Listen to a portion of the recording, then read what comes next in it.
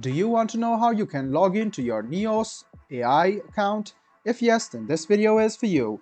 Hello and welcome to AI Basics. It's your host back again with yet another interesting tutorial video. In this video, I'm going to teach you how you can log into your Nios AI account. Go ahead and open Chrome or Edge browser on your PC, go to the Google search bar and then search for Nios AI login. Click on the first link which appears on your screen. It will take you to the official site or the official login portal of National Institute of Open Schooling.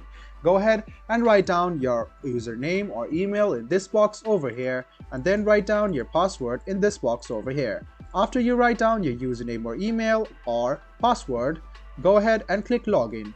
This way you can log into your Nios account. You can also click remember me and you will not have to write down your user credential the next time you log in. If you want to reset your password, go ahead and click reset password, which is over here. If you want to log in via reference number or enrollment number, click on this link, go ahead and write down your reference number or your enrollment number, your date of birth and then click login. This way you can log in using your enrollment number or your reference number in Nios as well.